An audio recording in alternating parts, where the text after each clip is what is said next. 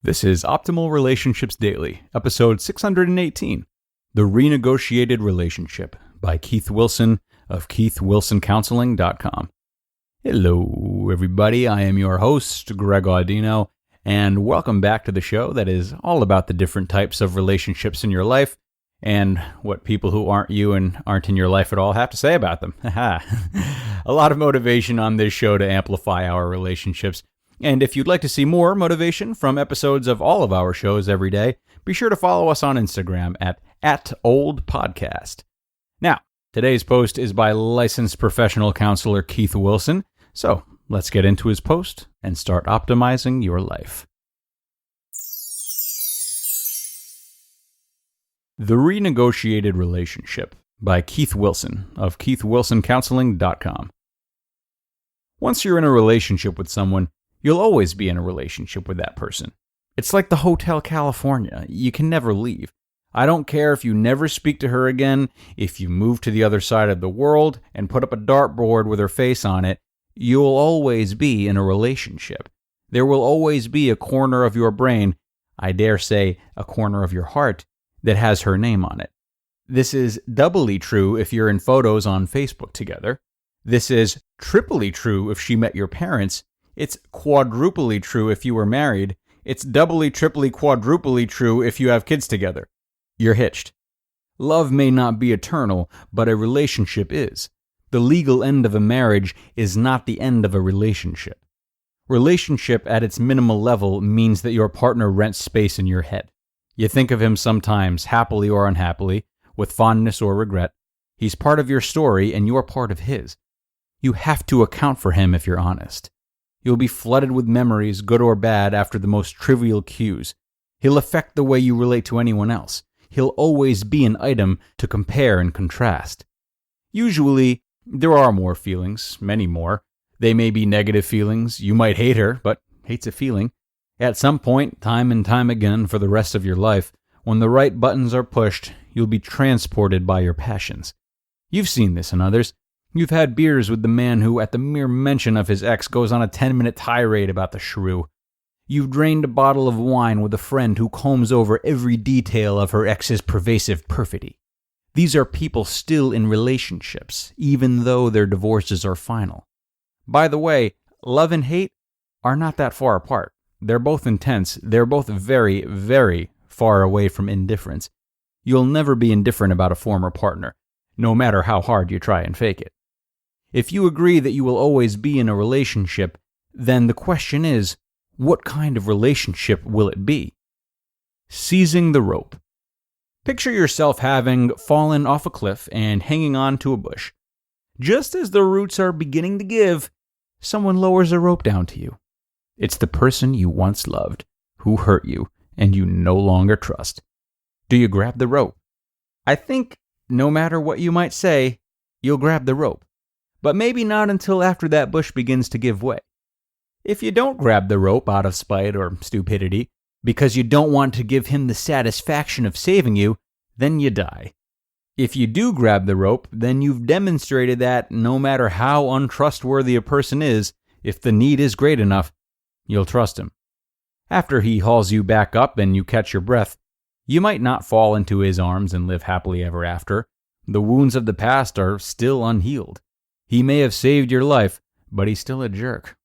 However, you have succeeded in setting aside your differences to work together towards an important goal.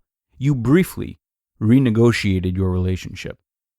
I tell this story as a way of saying that sometimes, not only when you fall off a cliff, you still have a need that only your former loved one will satisfy. When that happens, you renegotiate your relationship. The renegotiated relationship. Once a relationship is made for one purpose, it's possible to change that purpose to another. When you get together with someone to hang on Friday nights and you end up having sex, you are renegotiating the relationship. When you decide to be exclusive, you've renegotiated it again, and again when you give her a ring. Before you know it, your relationship is all about raising kids and paying off a mortgage. Hopefully, you still enjoy each other's company on Friday night, and in long, vibrant marriages, purposes accumulate. In ailing ones, old purposes die off.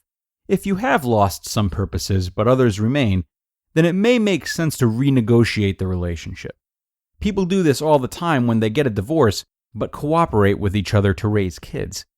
They say their union is finished, but it's really not. It's been converted into another kind of union, working together towards a different purpose. The couple might not achieve authentic reconciliation this way. They never go back to the fullness of their relationship as it existed before. You don't need to trust that your husband won't sleep with other women, for example. You just need to trust that he'll bring back the kids. These can be very satisfying and valuable relationships nonetheless for both of you, and especially for the kids. Renegotiating and growing up. You can see this process of renegotiation in any healthy relationship between parents and children. In early childhood, parents are responsible for everything, and they can claim almost complete access to their child. When you were young, you crapped in your pants, and your parents had to clean it up. When they did so, they would touch you in a private area. As you got older, you had to clean yourself up, and doing so, you earned the right to set boundaries on your parents. As an adult, your parents can't touch your ass. They may even have to knock before they can come in your house, but you can have a very satisfying, valuable relationship with them nonetheless. In cases where you have been harmed by a parent, you may need to renegotiate the relationship further. If your father can't say 3 words to you without being critical, then you may not want to play golf with him every weekend because you can't trust him to go 18 holes without getting on your nerves. On the other hand, you might not want to sever the relationship completely because you don't think that would be right. Besides, you still want to see your mother. That's what Thanksgiving dinner is for, I guess. For the sake of peace, your relationship has been renegotiated into one where you have a meal once a year. The long way to reconciliation. When someone has been harmed in a relationship and the relationship is renegotiated into something more limited, we can't really say the partners have achieved full reconciliation. It's not like they've gone back to the way things were before, but they've negotiated a peace, so to speak. They instituted a demilitarized zone that none can cross. Having this understanding is so much better than all-out war, but the partners still warily patrol the border for violations and incursions. In time, if the DMZ is respected, it can turn into an ordinary boundary that requires no special defense. Then you might say there's reconciliation, if only because the two parties simply don't need to fight. It's hard to believe that 2 former British colonies, the United States and Canada, have several times in their history fought wars against each other.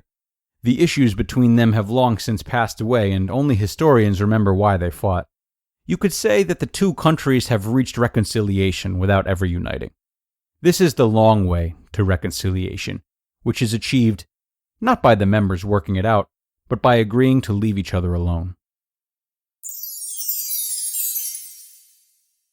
You just listened to the post titled, The Renegotiated Relationship by Keith Wilson of KeithWilsonCounseling.com. Thanks so much to Keith. Very important to realize that our relationships with everything are always changing, not just people. This can sure be hard to acknowledge, especially for those of us who consciously or subconsciously look to any person or item as a means of anchoring ourselves or relying upon them to keep us all right, if you will. But if we can stay aware of impending transitions in both good times and bad, there's much less temptation to control, and thus a much freer and more accepting relationship. That'll do it for today, though, my friends. Thanks so much for tuning in, and I will see you tomorrow with a post for parents who are returning to the workplace, where your optimal life awaits.